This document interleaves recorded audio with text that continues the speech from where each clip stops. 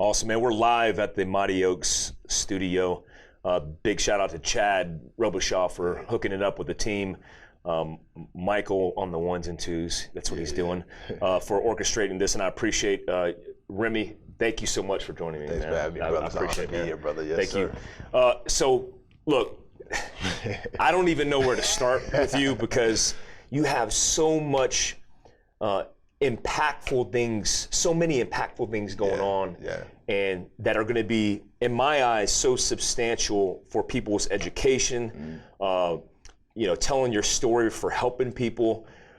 Let's start from the beginning. Because you know, the beginning, the origins of your story are very important to lay the foundation for where you're at today. Because you know, if you haven't been to Africa, and you don't know the strife, and we've talked about it before on podcast. If you grow up in Africa, you have a different understanding in life. Oh, absolutely. That your perspective is completely different. And then all the way from, you know, the streets of the Bronx to being a Navy SEAL to where you're at in your life today. Let's set the foundation, talk about from the beginning. How did you come about? Yeah, so I think, you know, my beginning really starts with my dad. My dad, he was a firstborn son to my grandfather. My grandfather was a chief in Nigerian culture, along with a lot of other cultures in Africa. We don't refer to royalty as king, queen, prince, duchess, that sort of thing. We refer to royalty as chief. And so he was Chief Ade Bio Adeleke, and Adeleke means the crown is above. So my father was the firstborn son of my grandfather, who had like 7, 8 wives. Wow. So he was in that kind of culture. I mean, it's a hierarchy, right? Oh, yeah. And so he's at the top of the food chain. Absolutely, for sure. Absolutely. And my grandfather died when my dad was 8 years old. Wow. So my grandmother relocated my father to the south of Nigeria. And at the time, there were missionaries who had come to the south of Nigeria, and they weren't just teaching the Bible, but they were also teaching like English, literature, science, math, all the things that a lot of the Nigerians in the north weren't getting. And so my dad, he took to learning, and the missionaries realized that this guy was a savant because he can memorize all kinds of things like on a whim. And long story short, he ended up getting a full ride scholarship to study engineering in London. So he studied engineering, got his master's in architecture as well as engineering, and then he went on to start all of these different businesses. He was the first black man on the board of the World Trade Center. He was one of the first black guys on the board of the Planning Council in Britain. I mean, this guy was just large, and all of his success led to great wealth. And he met my mom in the States, and after my mom and him met, my mom moved back to Nigeria with him, and I was born, and my brother was born, and I was essentially born into wealth. I was born into luxury. We didn't have a car, we had cars. We didn't have a nanny, we had nannies. We didn't live in a house, we lived on a compound. We traveled all over the world, ate the finest food. My father would throw lavish parties where he would host, you know, expats and just have these amazing events. And he also loved art, and he would collect art. And so me and my brother were exposed to all of these things at a very, very young age. But Nigeria being what it was at the time, and even what it is to a certain extent today, there was a lot of corruption within the government. And so my dad had built one of the first man-made islands in the world. It's known as the Banana Island. It exists to this day. And he had invested millions and millions of dollars in this project. He had signed contracts with McDonald's, Disney, Marks and Spence, all of these different outlets that were going to be on this island. And essentially, the island was supposed to be a beacon for Nigeria, you know, because it's the stereotype usually, and it's true to a certain extent that you know, Africa is this you know, nomadic place where, you know, Africans are uneducated and they don't do certain things properly, and you know, they don't have the sense to build. And in some places, you know, you do have these societies that are not up to speed with modern culture, but my dad wanted to kind of flip that stereotype on his head, and that's why his plan was to build this island. The plan behind that island was to do that. And so he invested all his money in the island, and the Nigerian government decided one day, hey, you can't have this. One man can't have all of this power. One man can't have all of this money. And they stripped it from him. And within days, my dad died. And when he died, my mother, my brother, and I went from having absolutely everything to nothing, because all of his assets were wrapped up in this island. And my mom had to make a decision.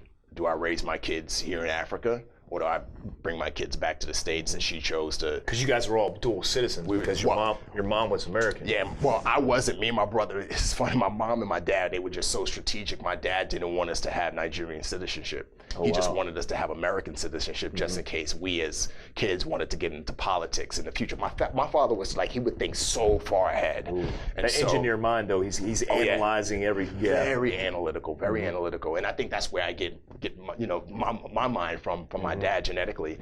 So she pulled us out of Nigeria, and that's where that's where life really got hard for us. But that's a quick snapshot of the African beginning. Yeah, when I hear that story, I've been to Nigeria. I spent some time in Niger for a period of time, right above it. And people don't realize that Nigeria is a very wealthy country. It is. Oil. Yeah, because the oil. Yeah. And I want to say it's one of the most wealthy countries in Africa. Yeah. And what they also don't realize is the size of Nigeria. Yeah. And the difference in demographic from south to north because of the terrain. Yeah. You have a completely change of terrain, and the north is not like the south. No, not at all. Yeah, you described, getting back to your dad about him losing the land. They confiscated his land initially, right? And then they're like, hey, and your father's, he's protesting, he's suing, he's trying to figure out, why are you doing this? Yeah. And then he says, hey, there's a lagoon here, right? Which is where the lake started. I forgot to mention that. Yeah, so my dad bought this massive property. It was called Mariko, and it still exists to this day. And it was a landfill to a certain extent. It was worthless. But my dad, he had this vision. He saw something. He was like, I could turn that nothing into something. And so he bought the property. He started doing engineering on the property. And then one day the federal government said, you can't have this. And my dad is like, what? I paid millions of dollars for this. They said, well, you can't have it. So my dad, this is in the 1970s, way before he met my mom. So he ended up going to court and fighting the Nigerian government for like 10 years. Yeah. And finally, after 10 years, my dad won the case. But they said, what do you want? Do you want your money back? Like, you tell us what you want. And my dad said, I want the lagoon. I want water. And one of the reasons why he chose the water was because in his mind, there was never any land on there. So the Nigerian government can never come and say that land belonged to us before you got there. They already did it. Yeah. It was just weird because it was just water. So again, this goes back to his genius mind. He figured that you can't take something from me that never existed. And so he that's when he hired the Dutch dredging company to kind of dredge this lagoon, and land began to form. And as land formed and as it got bigger and bigger and bigger, there were whispers of jealousy. There were whispers of, this man can't have this. He outsmarted us. How's he able to do this? And then before you know it, once the land got to a certain state, once the island got to a certain state where it was almost inhabitable, they took it. And it's frustrating because you see the cunningness in it, because they could have took it before he even hired the dredging company. They wanted him to build it up. They wanted it to be built up without spending the money, so that now they can have it. They could do the deals as well. Yeah, and we're still in court. I mean, the court case is still open. Really? They offered my half brother millions of dollars. I want to say about 2-3 years ago. Because they're not going to give the island's worth too much, worth billions of dollars. So it's still there. It's still there. And it's been built on. Google Banana Island. Oh yeah, they call it Billionaires Island now because billionaires, the richest African in the world, Dangote. Yeah. He has a mansion on Banana Island. So it's still there to this day. It's still in litigation, going through the court. It's still in court. My brother, they offered him, a couple $1 million, and he said no, it's worth more than that. So the case file is still open. There's lawyers on the case. My half brother's actually a lawyer as well. So we'll see what happens. If we get in and we win, who knows? I might end up a billionaire. Well, yeah. Something it's interesting we talked about before too is the fact that your dad passed away a few days after this whole thing transpired. Yeah. And what was the actual cause of death versus what you guys think that happened? Yeah, so my dad was bitten by a dog that had rabies and everything. And when you look at the entire situation, there's a lot of shadiness behind it. A dog just happened to be in his area. When he stepped out of his house, the dog ran up to him, attacked him, bit him. Dog had rabies. He went to the hospital. Healthcare system is not the best in Nigeria. As a matter of fact, when wealthy Nigerians get sick or anything happens, they usually fly to the UK or fly to the US. And traditionally, that's what my dad did. But he was in this case, he was in this heated battle. He couldn't leave. And that's one thing, when he told my mom, he told my mom, I can't leave. I need to, if I leave, we'll lose. And so he didn't leave. He got issued some bad medication. And the autopsy essentially said that it was a combination of the medication and the rabies not being treated appropriately that killed him, and he died. Our maid set his bath. He went in, never came out, and he didn't come out for hours. And she finally went in there and found him. He was dead. What is your thoughts and opinions on what you think the reality is of that situation? Have you formulated an idea? No, absolutely, absolutely. I mean, from the beginning, when my mom would tell us a story all the time, and they killed him. I mean, in my mind, he was a hit. He was strategic. They had to shut him up, and he had that warrior mentality. He had the mentality, I'm going to stand up. I don't care who you are or what you do to me. I'm going to win. I'm going to fight. I'm going to fight. And a lot of people in Nigeria and a lot of these countries, they don't do that because they know once you do that, potentially you could lose your life. Your family can lose their life. But my dad was just like, I'm a fighter, and so I truly believe that they took him out, and that, it is what it is. Yeah, I spent a year. I lived in Africa for a year in Libya, and it's obviously a little bit different because of the Arab influence. But the bottom line is Africa rolls that way. I mean, literally in Africa. There are things that happen in Africa that never hit the front line of anything. Oh, absolutely. We look at a mass shooting, and I don't mean to downgrade the significance of a tragedy that happens in the United States, but a world event from America could be a few people getting killed in a mass shooting.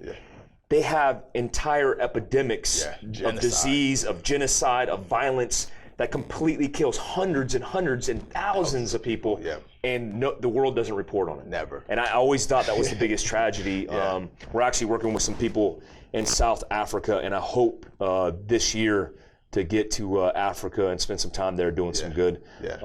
So look, you come out of Africa, your mom makes a decision. What I thought was funny is you said that your mom moved from the United States to Africa. And then when you said that, I'm like, well, nobody would really move from the United States to Africa, but it makes sense. Your dad was a very successful man, and he had the foundation that was built over there of his successes.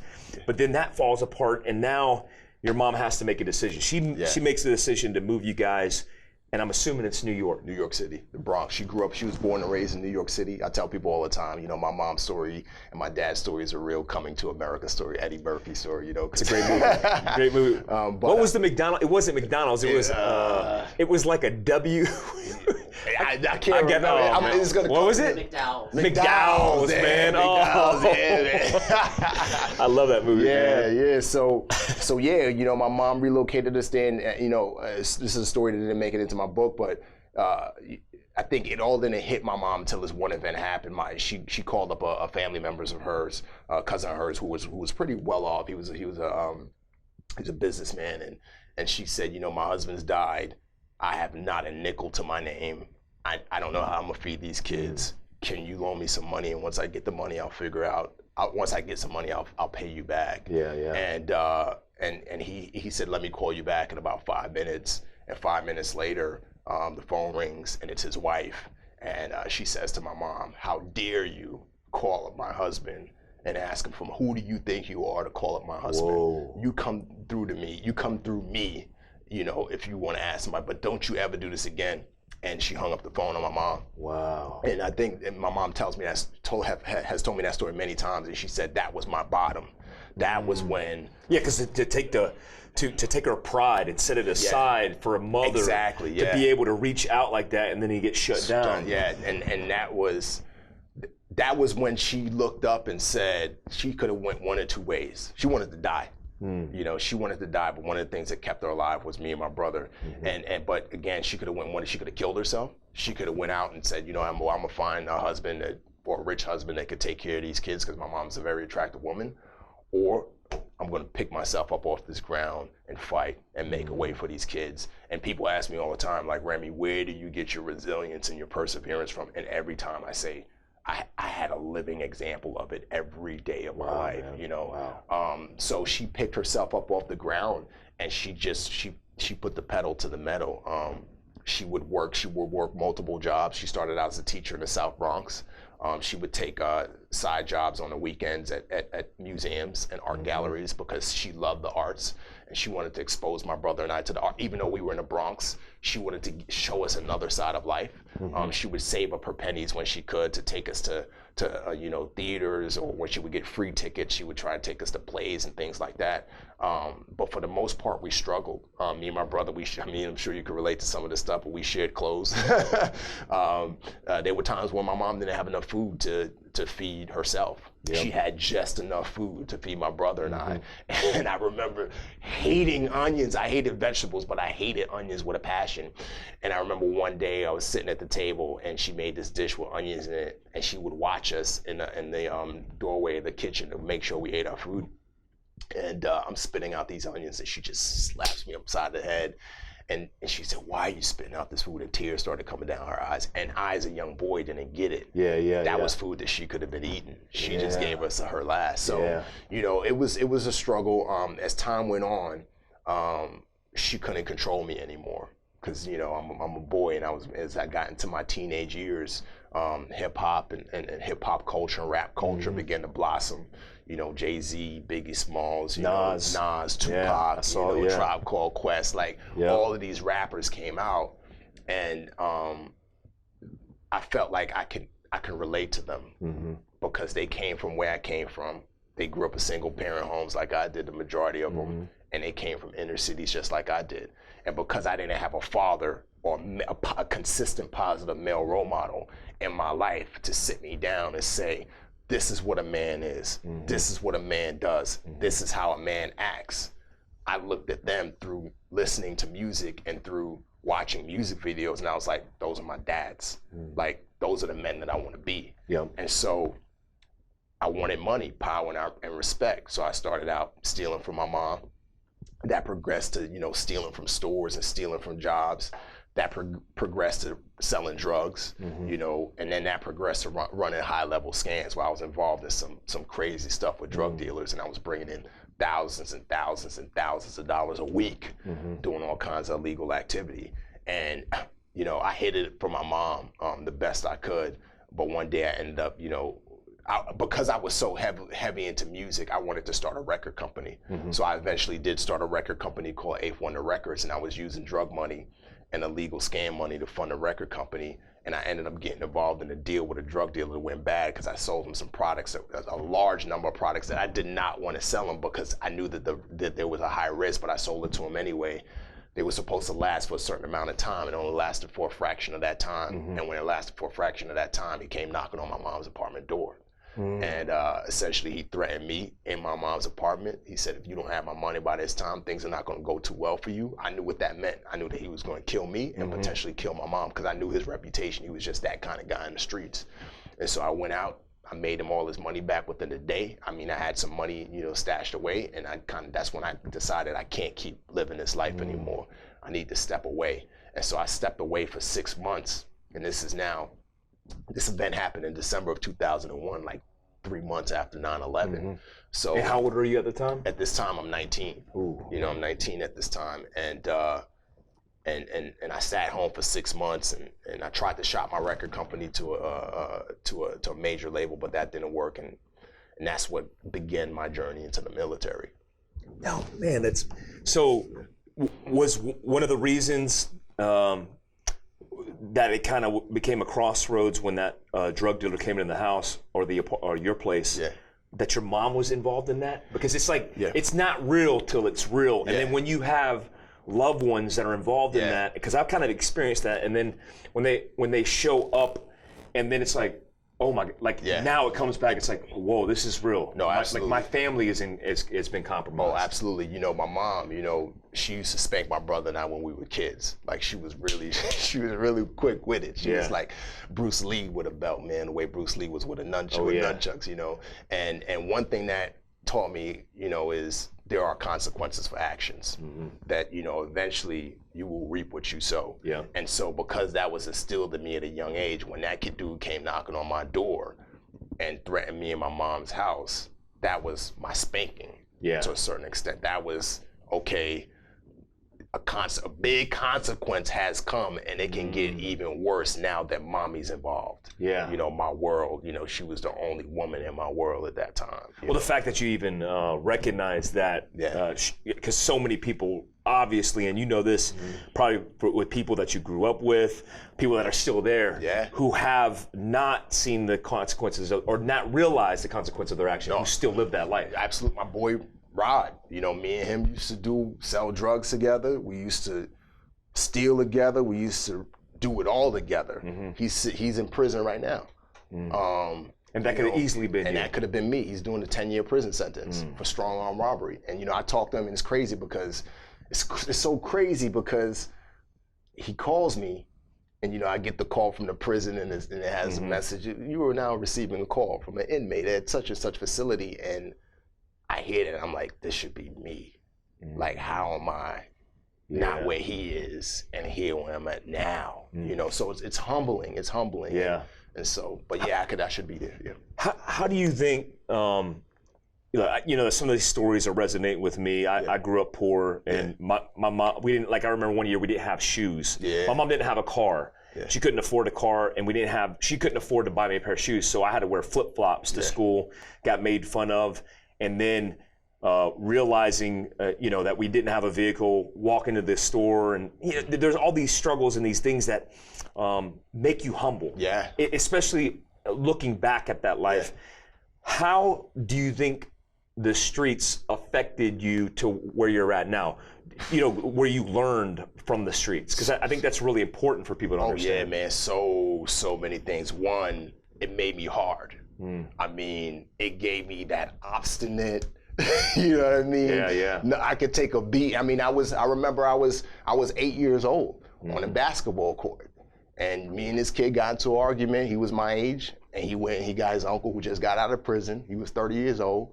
He got his cousin who was 19 years old, and they beat me to slammed me on the concrete. They beat me to a pulp. I'm an 8-year-old kid. I remember, getting jumped, having certain things happen to me. So when you live that life, it makes you hard. It just hardens you up. Yep. Another thing it gave me was street smarts and street wisdom. I was able, I was able to just recognize quickly, especially when I got into the military, got in SOF and started doing some of the things that I was doing. I could quickly recognize when somebody was lying to me, when somebody was trying to play me, or when a situation was about to get crazy, because that's the way it was in the streets. You saw it happen, absolutely. You know what I mean? We call it behavioral dynamics. Exactly. Where you understand how to measure and read behavior based on all these experiences that you had, and micro doses of essentially trauma. Oh, absolutely. But that's the best learning curve for optimizing that resiliency that you gained, obviously. No, absolutely, and even trust. Yeah. It taught me that growing up in the Bronx, you can't trust everybody. Yeah. I mean, you can't really trust nobody. Yep. So it really taught me the importance of vetting and taught me this lesson: trust is earned. It's not given. Yep. It's earned. So what about negative impacts? Because I know there's definitely some negative impacts that are affected by that kind of behavior. What do you think negative impacts? Oh man, I mean, there was so many. I mean, just this idea that I can't rise above my circumstance, I would think was the greatest negative impact for me, and I think is an impact for a lot of kids who come from where I came from.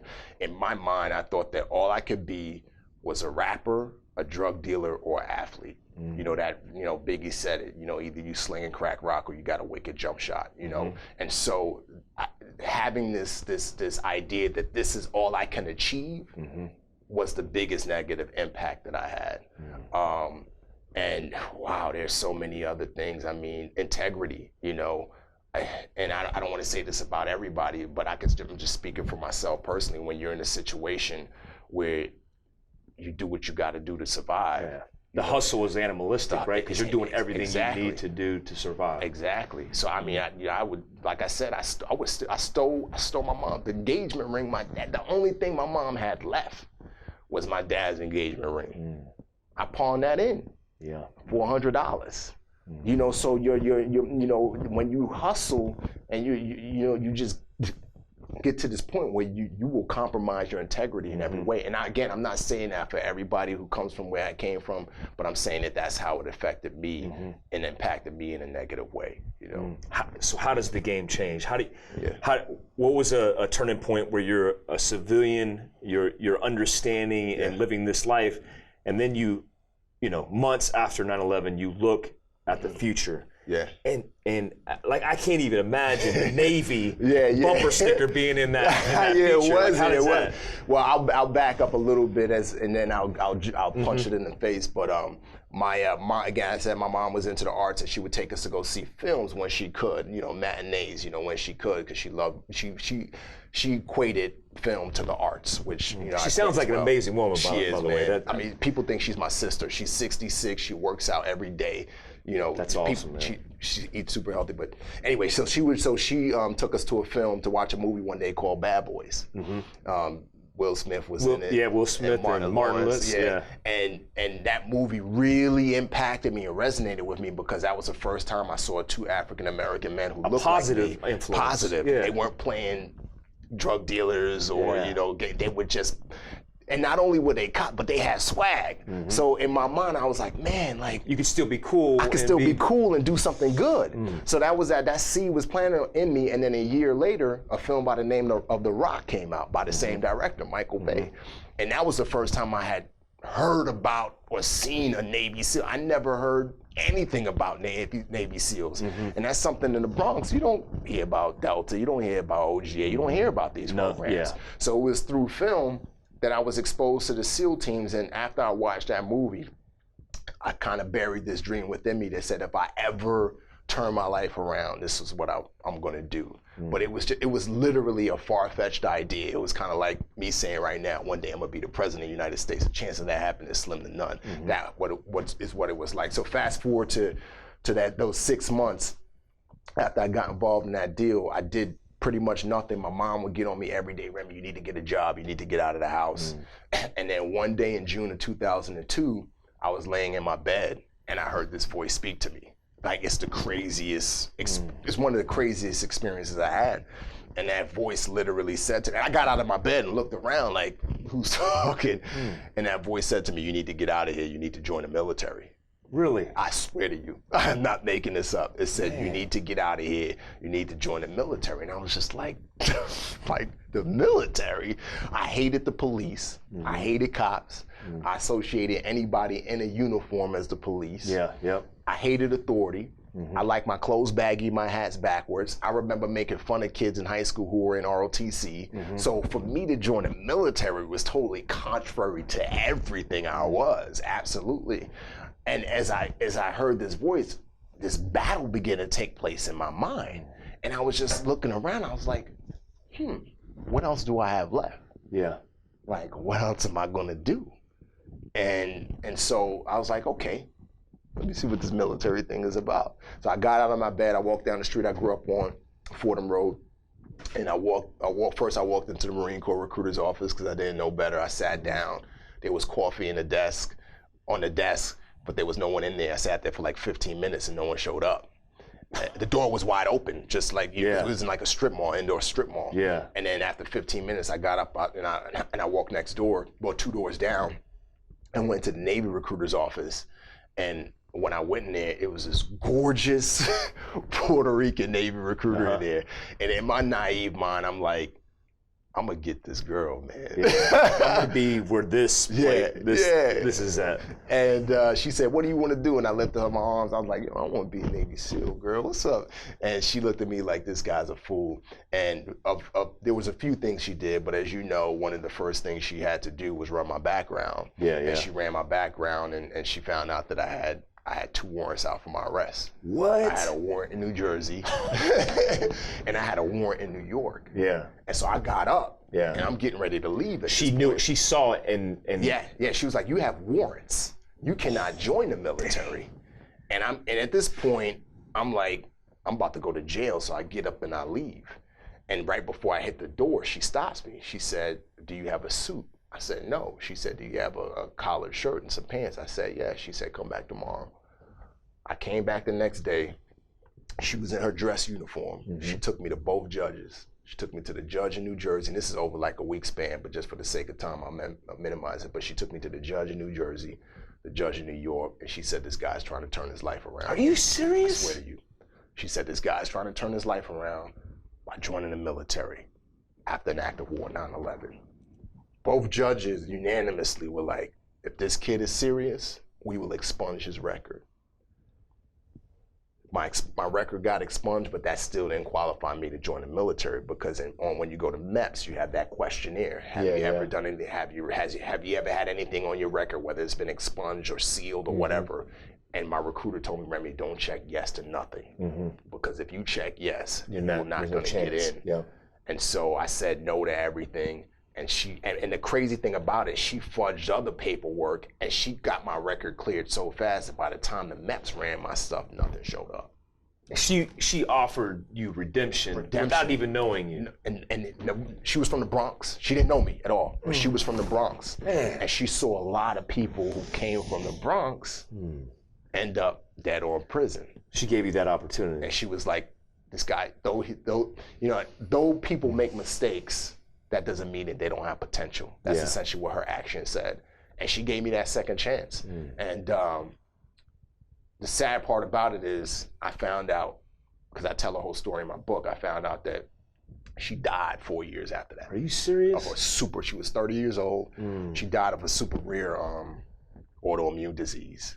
But her actions changed the trajectory of my life. And then I met me and her family is super cool now, and I found out that that's what she would do. That's powerful, man. Yeah, she would. It's those small opportunities in life that when you take them and then somebody offers empathy, it just sets you on a different path, man. You could have, she saved your life. She saved my life, and that's one of my core messages in the book is all of us have to be willing to do that. We have to be willing to see that one person that no one wants to have anything to do with, who's made mistakes, and say, listen, I know you've made mistakes, but let me see what I could do for you. Yeah. And that's what she did for me. And that's how I ended up in the Navy. So when you went into the Navy and you signed up, did you actually sign up for a SEAL contract right off the bat? No, I couldn't, because I couldn't swim. There's not a whole bunch of Olympic-sized pools running around the Bronx. I didn't have the academic scores. As you know, guys in our field, you can't be an idiot and do our job. So we have to have high ASVAB scores. I didn't have those scores, and I was skinny. I couldn't do a push-up. I wore the baggy clothes and did the tough guy thing, but I wasn't as strong as I needed to be to get into the program. So as soon as I got to boot camp, a SEAL came and he did a presentation on what SEALs do, and then after he did that presentation, he allowed guys to do the screening test if they qualified from an ASVAB perspective, and I couldn't do it. So after boot camp, I went to my first command, which was Naval Hospital Camp Pendleton, and it was at that command where I asked my LPO, can you change my schedule? Can I work, in the morning, have the afternoon off, and then work the night clinic? Because I was a corpsman, I was a medic, so I worked at the hospital. And she said, sure. So in the afternoon, I spent all my time training. I didn't have a car. I would run 3 miles to the pool, jump in the pool in the shallow end, and just flail around, try to figure it out. And I would run 3 miles back to the barracks. I went to the job, watched Budge 234 video that was in. Luis Rivera. And I would just see what they did, and I just started creating workouts. And then I got an ASVABs for Dummies book, and I started, studying the ASVAB book. And I checked in January 2003 to my command, Naval Hospital Camp Pendleton. And in January 2004, I was in BUDS. I had met all the qualifications, from swimming to academics to fitness to everything, from evals at my command.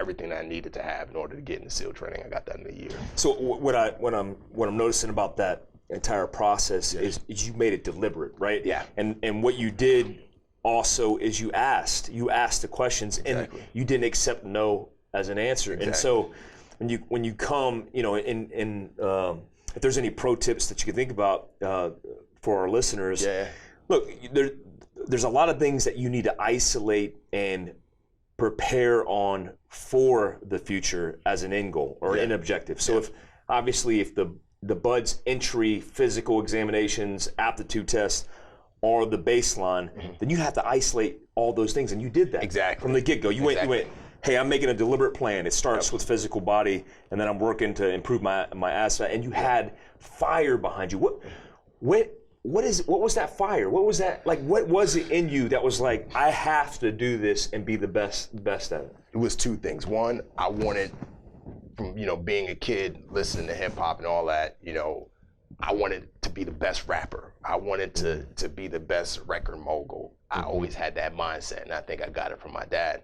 And so I wanted to, if I was going to be in the Navy, I wasn't going to just be a corpsman. I wanted to be a part of the best. And that was my mindset. The second thing is, I had failed so much in life, in my opinion, up until that point. I could not fail at achieving this dream. So that was my everyday. That's what woke me up every morning. I am going to be somebody. And another part of my story that I forgot to tell, that was the motivation.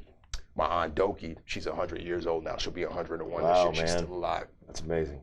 Even though the recruiter was able to get my record cleared, I still had to pay the court fees and court fines. And so I didn't have the money. My mom didn't have the money. She went and pulled out all of her money in her savings. And she gave me the money. She said, I don't ever want you to pay me back. All I want you to do is be somebody.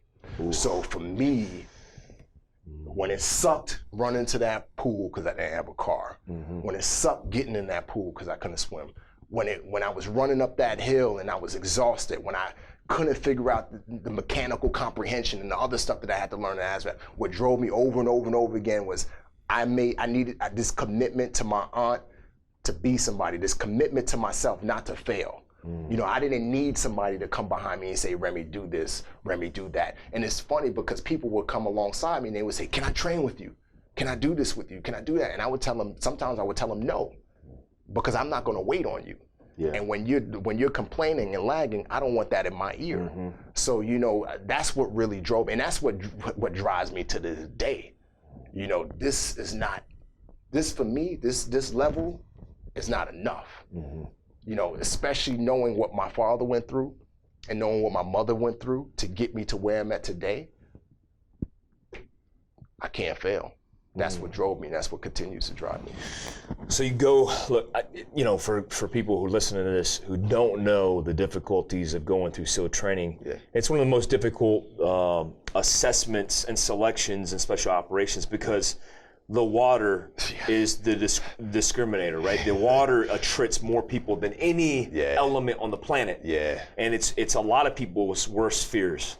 And so you're African American, you're not a good swimmer, you're not a strong swimmer, and then you get up and you're like, I'm gonna be a Navy SEAL. I'm gonna be a frog man. I'm gonna be a frog man. So what are some of the difficulties that you face, and how did you overcome that specifically in Bud's training? The biggest difficulty for me was the 2 mile time ocean swims. Really? It was. I mean, I could take the beat down sessions. I could call me names, the mind games, the old course, the runs. Easy day. I do that in my sleep. But they put me in that cold ocean water, and they would tell me to swim. And I struggled. And part of the reason why I struggled is I didn't come to Buds as prepared as I should have. I didn't know that when you were in Buds you had to swim with fins. So when I trained, I just trained without fins. And I remember during the first base swim, I put on those fins, and I didn't know what I was doing. And it was called wetsuit appreciation because they essentially make you swim in the cold bay without a wetsuit. And I just remember kicking around and not going anywhere. And the instructors guided me to the side and said, how the hell do you show up to SEAL training? You can't swim. You're gonna quit. You're not gonna last a day. You're not gonna last a week here. And so on every swim, the swim time was 85 minutes. I was swimming 120 minutes. And the Pacific Ocean is freezing cold. So wait, so it's an 85-minute standard, but they would if you failed the standard, they would still keep you in the water. Yeah, or quit. So you're talking an hour, 2 hours. 2 hours. It got to the point where the instructors would tell me, they would say, Remi Adeleke, should we bring a movie, a DVD player on the boat this time? Because I was me and my swim buddy were the last ones in the water. And I had no body fat. I still don't have a lot of body fat, but I had no body fat at the time. So I was either hypothermic or on the verge of hypothermia at the end of every swim. And that is buoyant, right? When you have body fat, you're buoyant. You're buoyant, you're warmer. I float all day long, man. I could float for years, man. Man. And so you're going through that, and there's a look, it's difficult for people with low body fat percentages to swim, period. How did you overcome that? After I made it through Hell Week, the Buds cadre decided, okay, this guy has what it takes to be a SEAL. You didn't quit in training, because I didn't quit. Yep. I didn't quit during Hell Week, and I didn't quit during any of the swims. They were like, this guy's crazy. So what I did was I got put in a rollback land. So they had a rollback program where they pulled me out of training. They put me in a program where I learned how to swim, and then once I learned how to swim, they focused their attention on you to make you succeed. Exactly, because they were like, okay, we know you got what it takes mentally. Now let's get you up to speed on this swimming thing. And when you go through that program and go back in, do you still have to go through Hell Week, or they? No. So I picked up with once I fully went through it, the next class that graduated Hell Week, I classed up with them after they graduated Hell Week.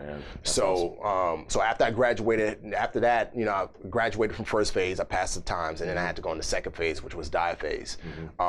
Few things happened. I got prideful.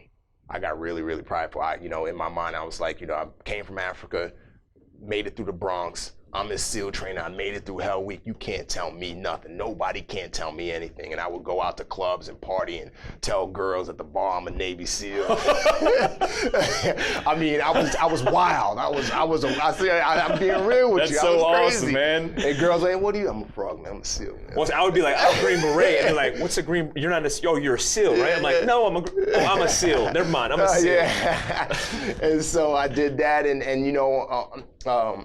instructors would show up on the weekend for what was not mandatory remediation. So if you had a deficiency or you were struggling in any area, they say, hey, come on the weekend and we'll work with you. The swim times from first phase dropped in second phase to 80 minutes. So I failed my first 2 swims because I stopped training on the weekend. And then I went to pool week where you have to do a bunch of dive tests. I passed the majority of the dive tests, but I failed one dive evolution called the tread, where you got to tread with the dive tanks and twin 80s and all these other devices on. Is that the one where your hands can't touch the water? Yeah, your hand. Yeah. Oh man, that's a brutal one. Yeah, and I failed that 4 times. And so I went to academic review board, and at the board they said, hey, listen, Remi, you've already been enrolled for swims. You're showing us that you don't have what it takes to be a SEAL. So I got kicked out of SEAL training. Go back to that moment. Yeah. You're sitting there at the board, and they tell you that. What are you feeling inside? Honestly, that was the first time in my adult life I pointed my finger at my chest and said, you did this to yourself. And I remember saying to all the instructors on the board, because they said, do you have anything to say? I said, you know what? I appreciate the opportunity you guys gave me. I didn't do what I was supposed to do. And so you have every right to kick me out of this program. And that wasn't coming from, I hope I'm gonna say this, and they like, that came from, I screwed up, and I'm gonna admit that I did. Holding yourself accountable. Holding myself accountable. And that was a failure, but the next day, I was in the pool. And I didn't know if I was gonna get a chance to go back to SEAL training, because there was no guarantee. But the next day I was in the pool training. Fast forward, because I don't want to bore you, but I ended up getting back into SEAL training 2 years later. Wow. And that's when I made it through. So that was a 2-year journey of like looking at your life really hard under a microscope, humbling yourself, going, hey, if you really want this, you have to be tactically patient enough to want it for real. Exactly. And sustain yourself and train yourself and prepare yourself this time. Yeah. So you spent 2 years back, so you're back as a medic. Yep, I'm in the infantry now, 1st Marine Division, training, deployed, came back, and then from there, I got accepted. And it was pretty awesome because my LPO, he became the command career counselor for all of 1st Marine Division. LPO, what's the LPO? LPO, leading petty officer. I would say equivalent would be like a sergeant or in CIC, we call him a team leader or something like that. He went from being in charge of 8 corpsmen to being in charge of like 500 corpsmen's careers. So he knew my work ethic, and so he was like, okay, this dude works hard. He wants to go back to Buds. He got me back in the Buds. So he went to the command master chief of 1st Marine Division. He said, listen, he has everything it takes. And the command master chief said, well, make him sign a page 13 that says if he doesn't make it through, he has to come back and do 3 years and 2 more deployments before he gets a chance to go back. So this was literally, because of the age restriction, this was literally my last chance. I was like 24 at the time. This was my 23 at the time, 24. My last chance being able to go back to Bud. So I went back and I've crushed everything. I crushed everything. Because you showed up prepared. I showed up prepared. Humble. And I had to go through everything from day one. I had to do first phase all over again. I had to do Hell Week again, all of that stuff. But, I thank God that I had that journey. You know what I mean? Because it humbled me, it prepared me, it strengthened me, and it showed me that, it showed me that I don't have a perceived limit. So often we as human beings put these perceived limits on ourselves. oh, I can't go through that again. How could I go through that again? I can't do this. I can't do that. How do you know? Yeah. Self-limiting ourselves. Right? Exactly. So when you look at failure and you look at all the things that you went through, what is the biggest lesson learned that you learned from failure, and how did that help you in your life? The biggest lesson that I learned is that a failure is not a failure if you learn from it. Mm-hmm. If you learn from it, it's a lesson. Mm-hmm. And if you apply that lesson could lead to success. Mm-hmm. You know, people look at my life often and they see all of the things that I have accomplished and they think this guy's lived a perfect life. I have not. I think the reason why I am successful is because I failed over and over and over again. But at the same time, with each failure, I derived a lesson from it, which has stuck with me to this day. You know, and to this day, as a writer, you know, as a speaker, you know, as a husband, as a father, I'm still having failures. I'm still making mistakes. But you're still learning. But I'm still learning. And knowledge is power. You know, we say that statement so flippantly at times, but that's so true. Yeah. And you know what? There's nothing that will stick in your mind like deep failure, deep regret, deep pain. You know, because when you go through those things, you don't want to go through them again. Yeah, 100%. You know, so that's the biggest lesson that I gained. And there's no timelines on these things because some of the lessons that you learn from failure come way down the road, right? So it's like we have it, you know, we reciprocate all these values and these lessons learned, and we want immediate gratification. Absolutely. But a lot of the times, if we're humble enough to stick through that 2-year wait period, and I call it being tactically patient. You know, I think about my time as a sniper, and I'm always like, hey man, you got to be tactically patient because the opportunity that you see through your optic right now, there might be a broader and better advantage by waiting and being patient to set yourself up for success. And the biggest mistake I made in my own career is I bounced around so much because I wanted to do everything that I didn't have the opportunity to enjoy the now, the moments that were happening. And you know, that when I look at regrets and then living my life moving forward, as you have in lessons learned, now I live it a different way. Absolutely. When I'm in the moment, I have this, you know, I'm really attentive and really focused because I want to look in the person's eyes and feel and connect and understand, and it's just a part of a cycle of life. Absolutely. But that takes brutal failure in order for you to understand. Absolutely. But and along with that, you appreciate it when you do look back on it so much more. Man. You know, so absolutely. So, how many African American Navy SEALs are there? Again, I'm just giving an estimate for myself. I think I was like the 50th in the history of the SEAL teams. That's crazy. Like somewhere around there. So the SEAL teams were started by JFK in 1962, January 1st, and since then I think I'm around the 50th. And statistics show that it's around like less than 1% of active duty SEAls are African American. So I didn't get away with nothing. No, man, it's crazy. I stuck out like a sore thumb, man. What's more important is how many Asian American SEAls Same are thing. there. Same thing. I know we're small. The percentages are, I think the percentages are about the same as it relates to Asians and African Americans, which is interesting to me. I don't know. I'm hoping that, and that's one of the reasons why I wrote my book. Like, you know, I'm sure you and Nick talked about it, but there's a stigma behind, you know, guys like from our backgrounds who are out in the open. But, you know, my heart with my story, one of my hearts was to inspire that African American kid, that Asian kid, that Hispanic kid who historically won't go into a program like that. They don't have the opportunity, or the concept of going into a program is not even in their mind. I want them to see, look, this is possible. Like, you can do this.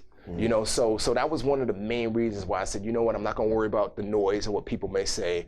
I'm here to inspire and motivate change. So let's see how it helps. What was the transfer of that energy going from, you know, I don't want to gloss over your operational career in the SEAL teams, but there's something that changes in men who have experienced, whether it's trauma or just life, but there's some kind of transformation that takes place where when they get to a certain point in their life, they look back and they go, now I have to give back. Where does that manifest itself from? As far as me personally? Is that loss? Is that, like, because I can feel it. I know that's real. For me, I was bullied. I don't want to call it bully because growing up, you don't call it bully. Everybody bullies each other, so we don't call it bully. But I was bullied. And I hated bullies. I hated bullies.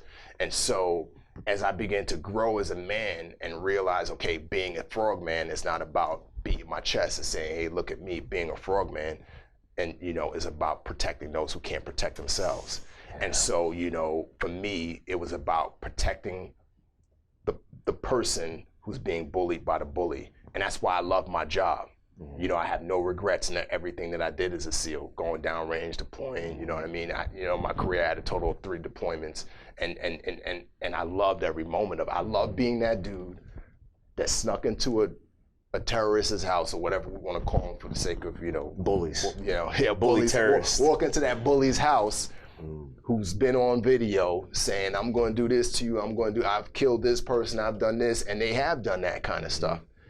And then be the dude to stand over him with a black ski mask on and press M4 or Mark 18 and say, yo, what up, what you got to say now? And smash him. That was, I lived for that, and I loved doing that because I hated bullies, and I still hate bullies. So I love the job, man. But yeah, that's why I hope I'm going down different. No, you're not at all, man. I reflect. I usually tell the story, but I talk about my first contract job was when I was in elementary school, and kids used to pay me to beat up bullies. Because I can't. There's something that there's just this furious anger and passion for beating the hell out of bullies. If I see anybody getting bullied in public, just this. I mean, I just go into berserk. I black out because I can't. I don't like when people who aren't capable, whether their upbringing or just their physical disability, whatever it may be, cannot defend themselves, and somebody takes advantage of that. Absolutely. That's why I like the De Oppresso Libera, to free the oppressed for the special operations. I love that too. That's very significant part of the reason why I've done that thing, and I can feel that same energy. So now, you do an operational, successful career, and I want to know, and I've asked you prior, why did you decide to leave the SEAL teams, especially so senior of a guy? It was one of the hardest decisions that I had to make, because, my plan was to do 20 years. But I had kids, man, and I had 2 little boys, and my dad died when I was 5, and I just felt this pull that I needed to be home. And in our careers, we're gone. Not just for deployments, but for training. And, as a team guy, I was, I went from work up, deployment, work up, deployment, work up, deployment. You know what I mean? And so I couldn't do that to my boys.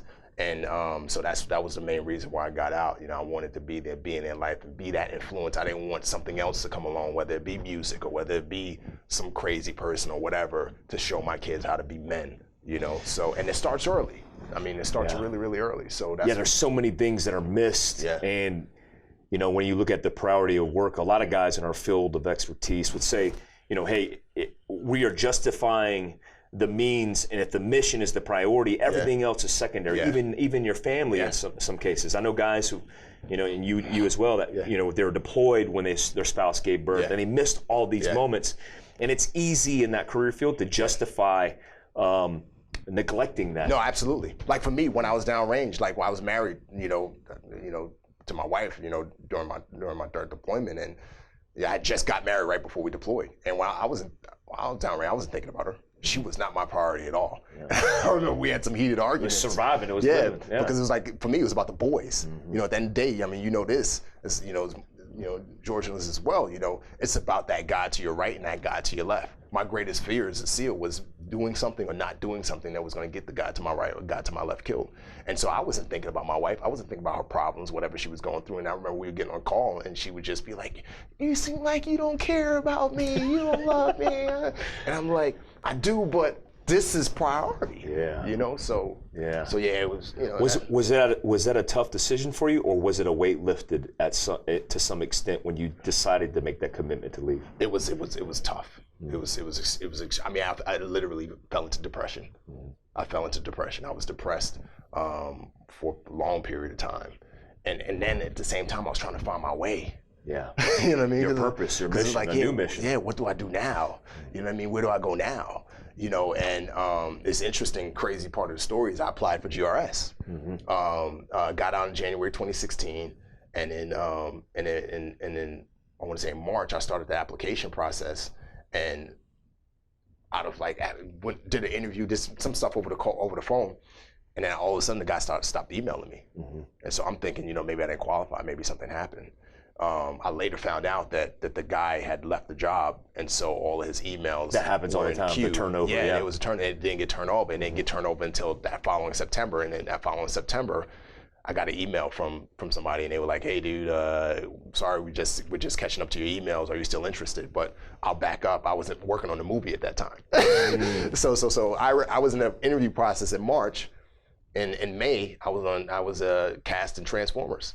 You know, so I got cast in Transformers, and I'm out here, you know, which is crazy because it was Michael Bay's first 2 films that inspired me to be a SEAL. And then I get a phone call from some woman out of the blue. I was in grad school at the time, you know, getting my master's in organizational strategy. And this woman calls me and said, "Hey, what are you doing tomorrow? Want to be a movie? Whose movie? Michael Bay's movie." Yeah, that dude's first 2 films inspired me to be a SEAL. How does that well, that changes everything, right? Because, you know, you're living, like, I went through the same experience where you get out and all of a sudden the door closes behind you, and you're trying to stay relevant, right? You're like, hey, how can I stay relevant but still find balance? And then you don't have it, you don't have purpose, you get depressed, and then something lifts you up. And is it that phone call? Yeah, it was that phone call. Because I was trying to figure out how to make money. I mean, the way I was surviving was off of my post 9/11 GI Bill. You know what I mean? And my wife's a doctor. I feel like a turd because my wife's the one bringing in the money to help pay, you know, provide for our family, and I'm just using GI Bill. But that definitely was a game. It definitely lifted me up. I was just like, wow, like, yes. And I didn't know how long it was going to last because originally it was just supposed to be 1 day, but 1 day turned into 2 weeks. 2 weeks turned into 3 weeks, and then after 3 weeks of filming, Michael Bay's talked to his assistant, said, "Hey, talk to Remi, ask him if he's available to stay on this film until we wrap." Oh, wow. And I got upgraded to a cast role, and the rest is history. You know, from that film, you know, I did some commercial work. I signed an endorsement deal with Jockey. I got stuff with SEAL Team, and that's how I got into Hollywood. People ask me all the time, "How'd you get into acting?" And I tell them, I didn't get into acting. You know, acting chose me. I mean, I wasn't thinking about being in this industry. So, well, let's talk a little bit about society because, you know, and we talked a little bit about the African American community, and even, you know, I grew up with hip hop. I was passionate about the roots, Tribe Called Quest, and all these, and what I did even at that time was I looked at the demographic, and I went, look, I don't want to be like Master P and all these dudes that are putting out all this garbage. I respect the guys like the Roots who are putting out. They're lyricists, and they're positive, absolutely, and they're debunking all this propaganda that all these kids are buying into. Absolutely. And so we take it over the course of our lives, and we get to the point we're at now where so many people, especially young people, are looking for mentors. But they're looking in the wrong places, right? And so when they look at people, I respect like Drake and some of the guys that are out there doing nonprofit work, and they're actually making a difference. But how, when you set yourself up, because now you have a new responsibility, and I feel this way about you, is that like when you're literally a representative of our community. Right? Yes, absolutely. And so now you get into Hollywood and you get the exposure to millions of people. How do you find that balance? And you know, when you are doing the things that you're doing, how are you trying to stay humble to who you really are in that message? Because it seems like so many people get lost in it. No, absolutely. I mean, for me, we talked about accountability, I think, before we got on the call. I think what keeps me from getting lost is I have guys, you know, who will put me in the fire if I get ahead of myself. You know, I have people, Frogman, you know what I mean, Chad, you know, guys who I've said to them, listen, if I get ahead of myself, you slap me around, and they do that. You know, that's what's helped me tremendously. And then obviously my wife and my kids. You know, one of the reasons why I feel like I've been so blessed in my life is because, you know, I've tried to honor. I haven't been perfect, but I've tried to honor my wife and kids, you know, as much as I can. And there's some other things in my story I didn't get into that was found out later about my dad, some things that he did. You know, I'll be real.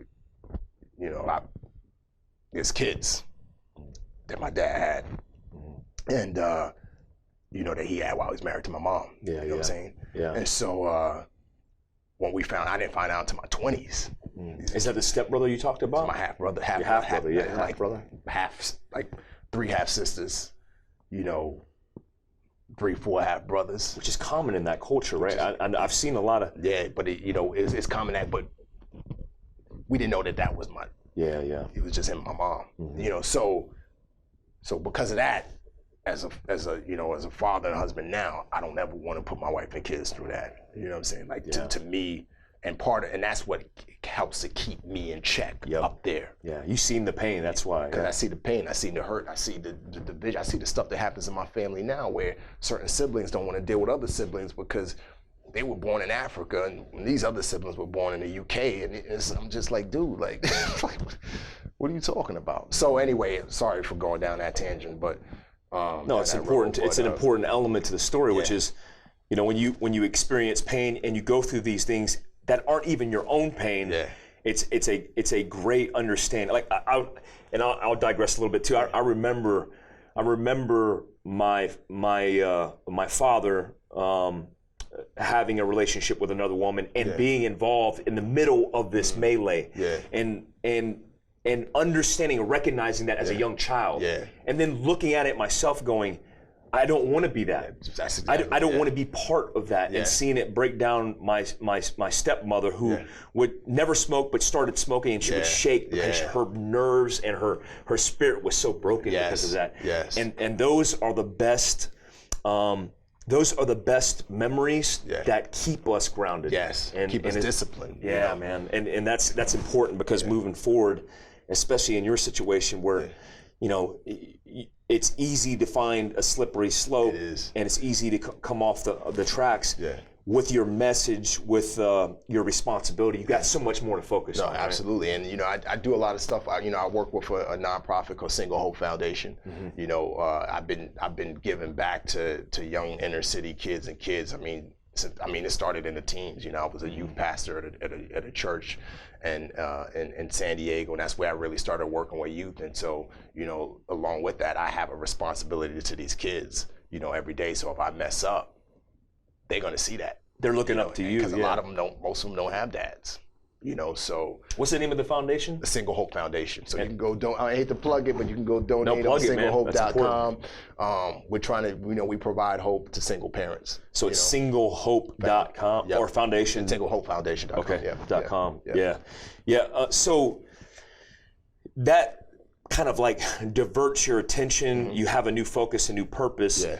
Where did you find the purpose for writing, for everything that you're doing now out of that, and why have you chose that direction? Yeah, so when I signed my book deal in 2017, August of 2017. So how does that work? Because for people who don't know, I know the complexities of that, and I know how hard it is to pitch and to get approved. Yeah. What was that process? It was easy. I went on the Today Show. Transformers kind of set it all up for me. So after I did Transformers, I was in it enough to be part of the press tour. Oh, okay. So I went on, like, you know, you were promoting the movie. Yeah, Today Show and Fox News and, you know, all men's journals all over the place. And I went on the Today Show, and Kathy Lee Gifford, I've been kind of connected to her family. I kind of mentored her son and I still kind of, he's like a good friend of mine, but I mentored her son early on. After I shared my story on the Today Show, she was like, Remi, you need to write a book. And I was like, no. And she said, why won't you write a book? I was like, because, you know, stuff that goes on in the team. She was like, no, I know your heart. You're going to do it to inspire people. You need to write. And she walked me to the publisher. Are you serious? She walked me to HarperCollins, one of the biggest publishers. HarperCollins is one of the biggest. What? And she said, you need to sign this guy to a book deal right now. And that's how I got my book deal. So she literally takes you and walks you to the publisher. Not literally walk, but she picked up the phone and said to one of the VPs, this guy has an incredible story. You need to sign him to a book deal. Wow. You know, I put it, you know, and he was like, let's do it. I put together a quick proposal, and I signed my book deal with HarperCollins. That's amazing, man. And that's how it happens, though, right? That's how it happens, yeah. And so when I signed the deal, I signed it as my mom being the writer. And it was like kind of like I hate to say, but it was a fear that I couldn't handle this big project.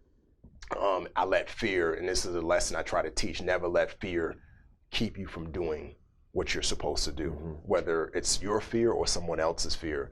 And I let fear keep you from writing. And my mom, she wrote like the first two, 3 chapters, and I read it, and I was just like, this is not me.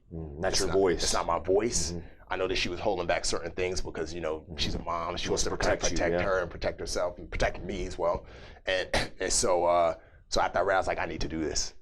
And so I wrote, I scrapped the first 3 chapters. I wrote, then I started writing, and I just wrote. And by December, I had half of a book already written. Wow, man. And I turned it into the publisher, and they loved the rawness. what they read. Yeah. But their concern was that the book, the way I was writing, it was going to be a 200,000 word book, which is like 500 pages. Were you very expressive with details? And I was, but in my mind, I knew I was going to go back and cut stuff, because the way I am as a creative, I need to get it all on paper. I need to see it.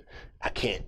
And once I see it, then I'll know what I'm gonna do. But anyway, they said, hey, we want you to hire a ghostwriter to finish the rest of this book. And so I capitulated, hired a ghostwriter, paid him 10 grand.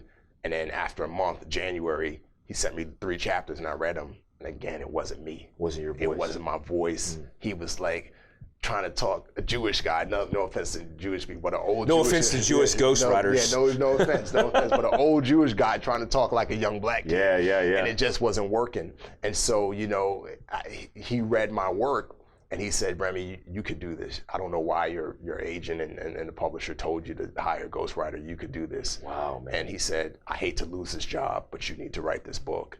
And so pretty much we parted ways. And I remember I told the publisher, and I know I'm giving you the roundabout answer, but I told the publisher, this, man. And they freaked out. They was like, we're gonna have to move the release date. There's no way you could write this book. And I was like, I'm a frog man. I've come from hell and back. I got this. You know my past. Yeah. I'm doing this. I could do this. And my due date was like in a month and a half. Wow. And so, I put the pedal to the metal. I didn't sleep. I didn't watch the Super Bowl. Went back to that discipline mode that I had when I was training to go to Buds the first time. And I finished my book a week before the due date. And I turned it into them, and they loved it. Wow. And to the point where I have the email to this day, the vice president was like, we didn't think you could pull it off. You're a gifted writer. Like, you need to keep writing. We love what you wrote, and we didn't think this was gonna happen. And it was that email and going through all of that stuff that gave me the confidence where I was like, man, I can write. I need to be a writer. I need to pursue this. And so that's how I got into, writing other projects and writing film and writing screenplays. And I wrote my first screenplay and I turned it in. I turned it into some executives in the industry just to kind of get their feedback. Just see, test the waters. Is this something, am I on to something or is this just a fad, And everyone who read it loved it, it's an espionage thriller, and people loved it. And finally, I got signed for Zero Gravity because they read it and they were just like, this is a film franchise, and we wouldn't turn this into a big film franchise. I'm seeing a lot of parallels in like this life of yours and this journey, where it's almost like the phase one. Like the phase one is your life from Africa to the streets of the Bronx, and then going through this process, and then you get to your NavSoft career, and you're doing the same thing, where it's like you're testing the waters. And literally, in Buds, you're testing the waters. You're trying to figure yourself out, and you're realizing that you have more talent than you give yourself credit for, which is building your confidence. But once you realize you have the confidence in this phase 3, just like you did in every other phase, you give it and commit to it everything you have. Absolutely. Everything you have. Absolutely. And so people who don't understand the writing process, I'm writing a book right now on mindset, and I actually hit up Remi about it. Whatever you need, let me know, man. It is the most difficult, because I'm a creative writer, so I can knock out creative writing. I'm very good, but it's different when you write a book. Yes. It's complete, because you have to write it to optimize it for a reader who doesn't understand where you're coming from. Yeah, you got to sublimate it. It's crazy, man. And then what's next level? And my aspiration is to be a writer, and I want to be like you one day. But the next level of that is coming from a book to a script. Yeah, man. Because a script, you have to understand the processes in which cinematography, videographers, producers, and everybody else disseminates that message and imagery. Absolutely. And so the way you write has to depict that. And it's completely different. And you have to do it 120 pages or less. Oh my God! So it's kind of like you have to learn how to say more with less. So it's a science. It's like a puzzle. But it works your mind. It's like an exercise, a mental exercise. But I feel like you get that from your dad, like the engineer mind, the analytical mind, especially if you could convert the numbers into words. It fits in that dimension. 100%. I feel that space. And my brother, he's an engineer. brilliant computer science engineer. I have another half brother. He's a doctor. I have another half brother who's about to go to med school. My half sister just graduated her top MBA program in Chicago. Wow, man. My other half sister's in the top MBA program in Ghana. That's awesome. And so my brother, he says this all the time. He says, you know, our dad didn't leave us a nickel, but the greatest thing our dad gave us was our minds. Yeah. Through his DNA, was these genetic minds, and our minds are more valuable than any millions that he could have left us. That's amazing. You know, so I always found that like inspiring every time he said that, because he says it a lot. You know. So. Yeah. Well, and do you feel like your dad's with you through this process? Do you feel like you're like living through his spirit? No, I am. I do 100%. You know, I feel like, you know, especially because I'm getting to tell his story. You know, a lot of people don't know his story. A lot of people don't know what happened because he died, and a lot of people in Nigeria expected the story to die with him. But now the story is reemerging. So I truly feel that through this book and through my life, it's vindication and it's retribution. It's legacy. For everything that happened. It's legacy. That's the way, like our brothers who were killed in combat, the people who aren't here to tell their stories. Once that story is told, for the people who maybe experienced a snippet of that, it's paved and it's a legacy, and that's the way that these people live on. Absolutely. And the fact that you could pay homage to that, and you know, this it's an amazing and beautiful tribute to your father as well, man. Yes, sir. I think it's awesome. So now you're navigating the civilian space, and your book's out, which is an amazing book for somebody who wanted to pick up that book. Let's just really quickly put it out. How would somebody pick that up right now? Yeah, so right now you could buy it at Barnes and Nobles. iTunes is everywhere. Amazon.com, any bookstore. The book is out everywhere. So and the whole title is. So the title is Transformed is the main title, and the subtitle is A Navy SEAL's Unlikely Journey from the Throne of Africa to the Streets of the Bronx to Defying All Odds. Oh man, I love that. That's a good title, man. Thank you. I came up with that. So, that's awesome. When I look at titles that I've written, I'm like, oh my God, it's the hardest thing, because for me, did you write your title before you wrote the book, or did you write the book and then fill the title? I was halfway through the writing process, and my publisher gave me a bunch of well, they came up with the title Transformed. I came up with the subtitle because they wanted the subtitle to just be a man's odds, like unlikely odds. And I was just like, there's no description in that. Like somebody's walking through a bookstore and they see Transform, a man's unlikely odds or whatever, they're gonna put the book down, you know. Midway through, you decided I wanted to be able to tell a story within the title that was appealing enough for people to be able to pick it up and say, I want to read the rest of this book. I like that. You know, you're now writing scripts for movies. Can you talk about that one script that you did? The Chameleon. So the script right now that's getting ready to go out to market, about to go out to studios. It's called The Chameleon. It's my passion project. As a matter of fact, it's been in my head since 2010, since my second deployment, and it's about an unlikely kid from the South Bronx who, through Army Special Forces, he was a Delta guy. He ends up finding his way into the CIA, and he gets into this program called the Chameleon Program, where he's trained to become whatever character he needs to become in order to get the job done. Wow. And part of this specific mission that he has to do is rescue somebody from themselves, an American who's now become a high-level terrorist in East Africa. And he has a relationship with this guy. I won't give it all away, but he has to go rescue him. So that's The Chameleon, and I put a lot of hard work.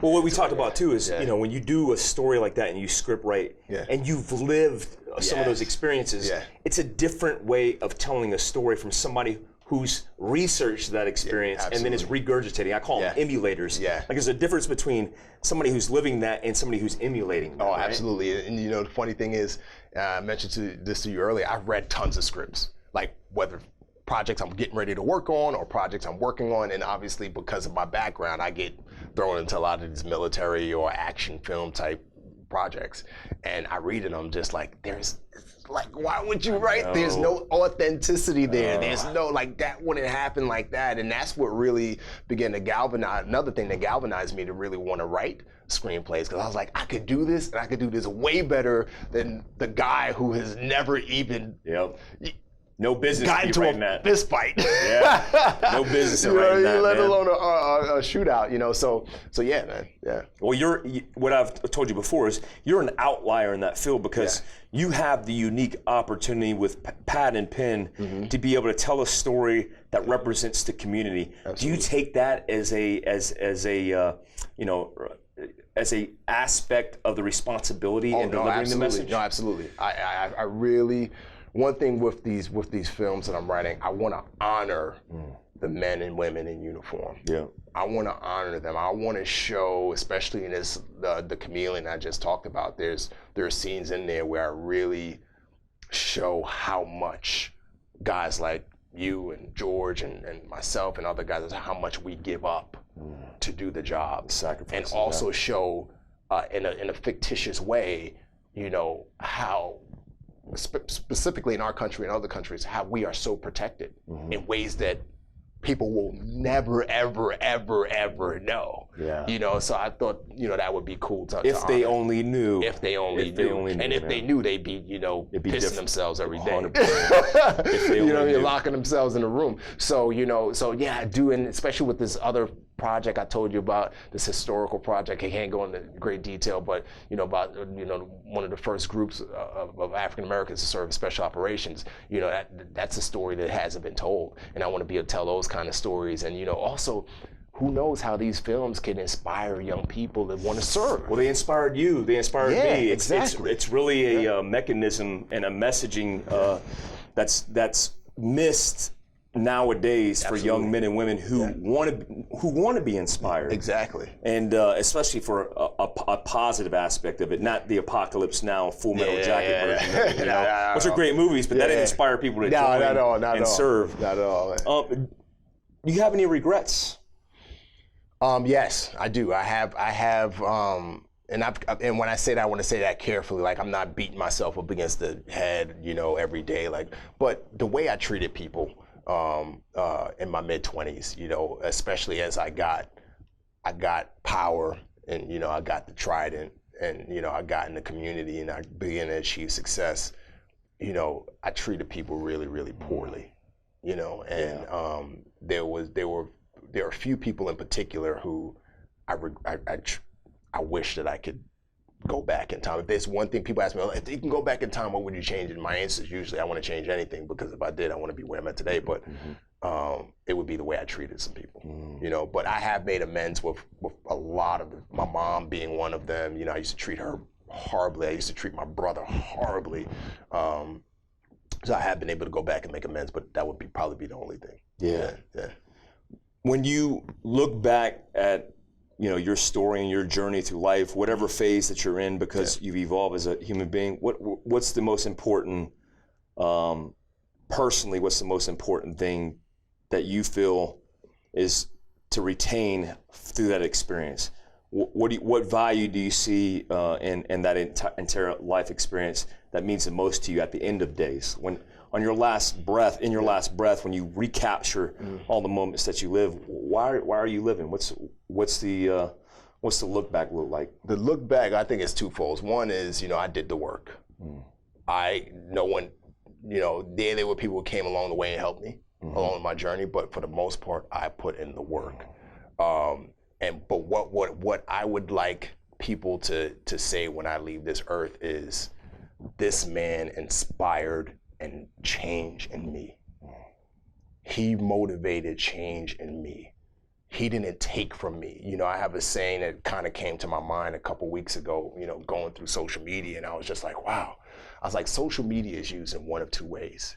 Either it's used to take likes, comments, followers, boost people up, or it's to give inspiration, motivation, education, revelation. Yeah. And so I want to be known as a person who used every part of his being to give to this world tools and inspiration and whatever, maybe even if it was just a little push that pushed that person over that edge that would allow them to get to where they wanted to be or where they needed to be, you know, their dream. So that's what I would, you know, that's what I live for every day, from writing to speaking to, you know, to even stuff with my family, you know, that's my goal, you know.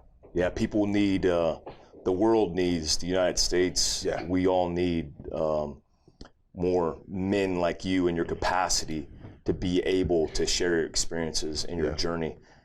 Even if it's just, like you said, just giving them that nudge, that one piece of information, that empathy. Yeah, man, I'm completely honored that I got the opportunity to interview on a podcast, and I look forward to talking to you after. Absolutely. I know the great success of this book is going to be meaningful for a lot of people, and then kind of looking back on that in the future. I look forward to interviewing in the future, man. I appreciate it, man. I appreciate it, brother. It's an honor and a blessing. What's a way that anybody who's listening to this podcast and wants to get a hold of you? What's some of the social media channels that you have? Yeah, so I'm on Remi Adeleke, all social media platforms, RemiAdeleke. So you can find me and DM me. My assistant tells me, Remi, you need to stop responding to your DMs. But I just, you know, I get some DMs, people, hey, I need help, you know, sometimes I'm struggling, you know, suicide, this and that. So I try to answer as many as I can, but please don't take advantage of that, what I just said. But Facebook, Instagram, Twitter, LinkedIn, all Remi Adeleke. If you want more information about my book, you can go to transformedstory.com. Tons of information there on the book. And if you want to pre-order it, or if you want to order, well, pre-order's over now, but if you want to order it, just go to Amazon.com or Barnes & Noble's, whatever website you want to go to purchase it. But yeah, that's where you can kind of get a hold of me. Awesome, man. Yeah. Remi, thank you for this interview opportunity. Thank you. Thank you for your service to this country, Thank you for your service and everything you've done, my brother. And thank you for this platform, allowing me to share on your platform. Thank you, man. I look forward to having you back, man. Yes, sir. Thank you to Mighty Oaks. Yes, hey, guys, this is the Phil Krause Survival Podcast. Thank you for tuning in, and we appreciate you all. Make sure you guys pick up that book, and we'll talk to you next time. Later, guys. Yes, sir.